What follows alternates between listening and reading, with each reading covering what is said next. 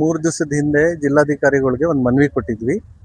ಈ ಹಿಂದೆ ಇಡೀ ಜನರಿಗೆ ನಮ್ಮ ಇರುವಂತ ನೋವು ತಿಳಿಲಿ, ಗೊತ್ತಾಗ್ಲಿ, ನಾವೇನು ನೋವು ಅನುಭವಿಸ್ತಾ ಇದ್ದೀವಿ, ಇವತ್ತು ನಮ್ಮ ಮೇಲೆ ಏನು ದೌರ್ಜನ್ಯ ನಡೀತಾ ಇದೆ, ಇದ್ರ ಬಗ್ಗೆ ಗೊತ್ತಾಗ್ಲಿ ಅಂತ ತಮ್ಮ ಮುಖಾಂತರನೂ ನಾವು ಮನವಿಯನ್ನ ಮಾಡಿದ್ವಿ.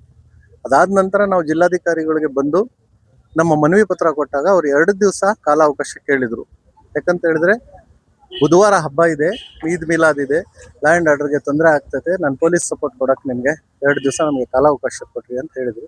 ಅವ್ರ ಮಾತಿಗೆ ನಾವು ಬೆಲೆ ಕೊಟ್ಟು 2 ದಿವಸ ಬಿಟ್ಟು ನಿನ್ನೆ ರಾತ್ರಿ ನಮ್ಮ ಗಾಡಿನ ನಾವು ಕಳಿಸ್ಬೇಕು ಅಂತ ತೀರ್ಮಾನ ಮಾಡಿದಾಗ ಮತ್ತೆ ಬೇಡ, 1 ದಿವಸ ಬಿಡ್ರಿ ಅಂತ ಹೇಳಿದ್ರು. ಅದು ಆಗ್ಲಿಲ್ಲ ಅಂತ ನಾವು ಇವತ್ತು ಇಲ್ಲಿ ಬಂದ್ವಿ. ಇವತ್ತು ನಮಗೆ ಜಿಲ್ಲಾಧಿಕಾರಿಗಳು ಸಿಕ್ಕಿಲ್ಲ. ನಮ್ಮ ಅವತ್ತು ಬೇಡಿಕೆ ಏನಿತ್ತು ಅದೇ ಬೇಡಿಕೆ ಇವತ್ತು ಎದಿರೋದು.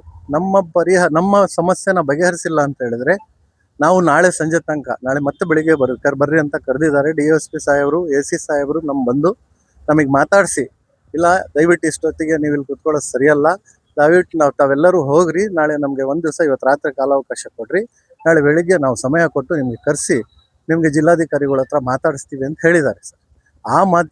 ಅವ್ರ ಮಾತಿಗೆ ಬೆಲೆ ಕೊಟ್ಟು ನಾವು ಇವತ್ತೆಲ್ಲರೂ ಹೋಗ್ತಾ ಇದ್ದೀವಿ. ನಾಳೆ ಬೆಳಿಗ್ಗೆ ಮತ್ತೆ 11 ಗಂಟೆ ಸುಮಾರಿಗೆ ಬಂದು ನಾವು ಜಿಲ್ಲಾಧಿಕಾರಿಗಳು ಕಾಣ್ತೀವಿ ಸರ್.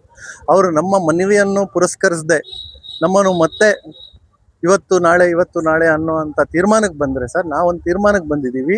ನಮ್ಮ ಎಲ್ಲಾ ಲಾರಿ ಮಾಲೀಕರು ಎಲ್ಲಾ ಲಾರಿಗಳು ಸಮೇತ ಬಂದು ನಮ್ಮ ಲಾರಿಗಳು ಜಿಲ್ಲಾಧಿಕಾರಿ ಕಚೇರಿ ಮುಂದೆ, SP ಕಚೇರಿ ಮುಂದೆ, RTO ಆಫೀಸ್ ಮುಂದೆ ಎಲ್ಲ ಗಾಡಿಗಳನ್ನ ಬಿಟ್ಟು ನಾಳೆ ಸಂಜೆ ನಾವೆಲ್ಲ ಲಾರಿ ಮಾಲೀಕರು, ಡ್ರೈವರ್ಗಳು, ಕ್ಲೀನರ್ಗಳು, ಮೆಕ್ಯಾನಿಕ್ಗಳು, ಪಂಚರ್ ಶಾಪ್ನರು ಎಲ್ಲರೂ ಸೇರ್ಕೊಂಡು ಸುಮಾರು ಒಂದು 200 ರಿಂದ 300 ಜನ ವಿಧಾನಸೌಧ ಚಲೋ ಅಂತ ತೀರ್ಮಾನ ಮಾಡಿದ್ದೀವಿ ಸರ್.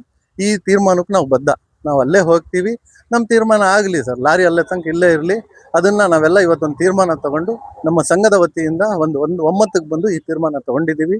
ನಾವು ಈ ಮಾತಿಗೆ ಬದ್ಧ, ನಾಳೆ ಕಾಯ್ತೀವಿ. ನಾಳೆ ಸಂಜೆ ತನಕ ನಮ್ಮ ತೀರ್ಮಾನ ಆಗಿಲ್ಲ, ನಮ್ಮ ಸಮಸ್ಯೆ ಬಗೆಹರಿದಿಲ್ಲ ಅಂತ ಹೇಳಿದ್ರೆ ನಾವು ಎಲ್ಲರೂ ಸೇರ್ಕೊಂಡು ವಿಧಾನಸೌಧನ ಹೋಗೋದಂತೂ ನಿಶ್ಚಿತ ಸರ್, ಅದ್ರಾಗ 2ನೇ ಮಾತಿಲ್ಲ.